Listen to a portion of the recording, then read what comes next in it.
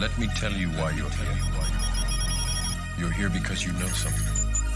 What you know you can't explain. But you feel it. I'm trying to free your mind. So to the untrained eye, this might seem like a normal video of a very cool looking bird. But believe it or not, this is actually OpenAI's new video tool called Sora. Introducing Sora, creating video from text. Sora is an AI model that can create realistic and imaginative scenes from text instructions. So looking at the disclaimer here, OpenAI says we're teaching AI to understand and simulate the physical world in motion with the goal of training models that help solve problems that require real-world interaction. Introducing Sora, our text-to-video model. Sora can help generate videos up to a minute long while maintaining visual quality and adherence to the user's prompt. We're just going to look at some of the prompts here. We have a stylish woman walks down a Tokyo street filled with warm glowing neon and animated city signage. She wears a black leather jacket, a long red dress, and black boots, and carries a black purse. She's wearing sunglasses and red lipstick. She walks confidently and casually. The street is damp and reflective, creating a mirror effect of the colored lights. Many pedestrians walk about. So they nailed every aspect of this prompt here. Now I can see certain tells that this is AI, mainly by the way she walks, by the figure walks. Some of the hand movements and the neck look distorted. Her teeth, I just looked at her teeth. Her teeth look wild. In some areas, the pedestrians are obviously blurred and some of the reflections are off. But to the untrained eye, you might not notice a difference. So this one is for the Hollywood movie enthusiast here. It says prompt, a movie trailer featuring the adventures of the 30-year-old spaceman wearing a red wool knitted motorcycle helmet, blue sky, salt desert, cinematic style, shot on 35mm film in vivid colors. So you definitely have to be uber specific with colors and picture. I don't think you can just have a generic prompt. I don't know. Right now, you can just say, hey, make this movie like Martin Scorsese made it. Make this clip like that. I think you're going to have to be a lot more specific when you start entering these prompts. Now, the good folks over at Pixar may have a problem with this one. So this one says it's an animated scene featuring a close-up of a short, fluffy monster kneeling beside a melting red candle. The art style is 3D and realistic with a focus on lighting and texture. The mood of the painting is one of wonder and curiosity, as well as the monster gazes at the flame with wide eyes and open mouth. Now, DreamWorks and Pixar may have a little something, may have a beef or something to say about this one. Now, this one was concerning to me the most, and it says prompt historical footage of California during the gold rush. Obviously, during the gold rush, you're not going to get high quality video like this, but the fact that they were able to generate kind of a filtered based, kind of old school film vibe of California during the alleged gold rush kind of makes me wonder what type of other videos could be actual real historical context videos be altered and changed with just simple prompts. I mean, this is a very simple prompt. Historical footage of California during the gold rush.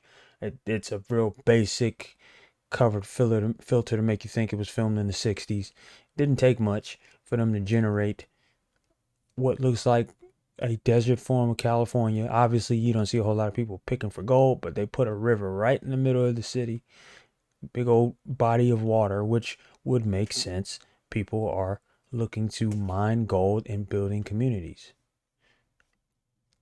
Now, whether you trust OpenAI to be the arbiters of safety for AI technology, they say that they are already taking steps to make sure that Sora is safe and effective to use for creators and others. So it says, we'll be taking several important safety steps ahead of making Sora available. It says, we're working with red teamers, domain experts in areas like misinformation, hateful content, and bias who will be adversarially butchered that testing the model. It says we are also building tools to help detect misleading content, such as a detection classifier that can tell when a video was generated by Sora. It says we plan to include C2PA metadata in the future if we deploy the model in an OpenAI product. Now, what is C2PA? It's simply just a standard that allows different publishers, companies, and others to embed metadata in media for verifying its origin and related information. It says C2PA is not just used for AI, but it's used for all types of things like camera manufacturers, news organization, and others. So continuing on, it says, in addition to us developing new techniques for future deployment, we're leveraging the existing safety measures that we built for our products that use DALL-E 3, which are also applicable to Sora. So it said our text classifier will check and reject text input prompts that are in violation of our usage policy. Like, their policy includes things like extreme violence, sexual content, hateful imagery, celebrity likeness, or the IP of others. It says we have also developed robust image classifiers that are used to review the frames of every video generated to help ensure that it adheres to our usage policies before it's shown to the user. And finishing this safety section, it says we'll be engaging policymakers, educators, and artists around the world to understand their concerns and to identify positive use cases for this new technology.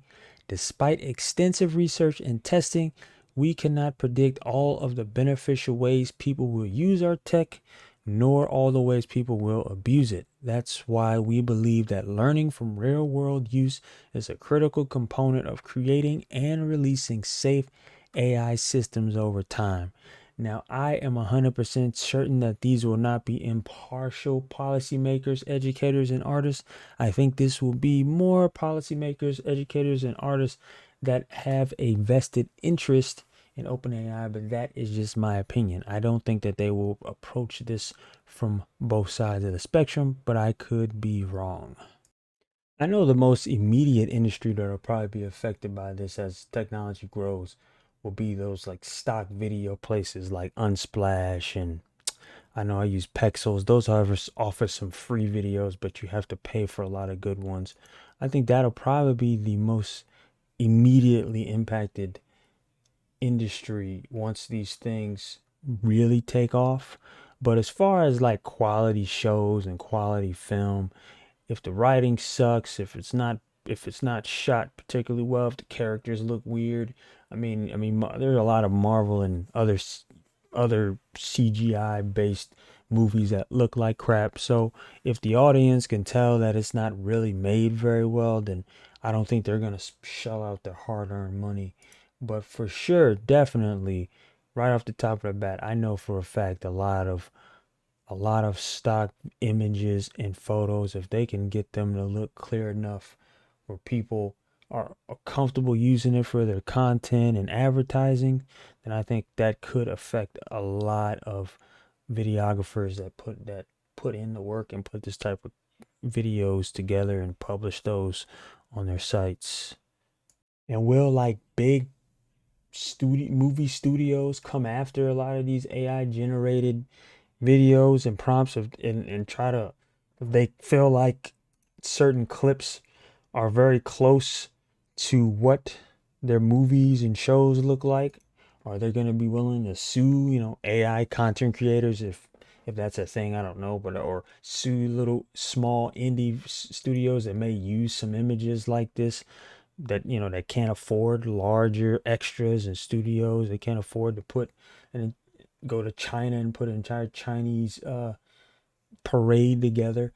Or is a Disney or a Universal going to go through the effort of putting out a lawsuit for somebody that just takes a prompt? and maybe something goes viral and that makes them look bad, or they're gonna be willing to stand for people using a tool like this to make video content. But one thing's for certain, when it comes to AI generated videos, we've gone from Will Smith eating plates of spaghetti to very realistic videos of people reading on a cloud to ships swimming or battling each other in a cup of coffee. We got crown pigeons, Victorian crown pigeons, undersea exploration. Technology has come a very long way very quickly. Obviously, OpenAI has a lot of money to burn and they get a lot of backers, especially since Microsoft invested all that cash. But how quickly this turnaround has been over the last really a couple years is it's pretty remarkable.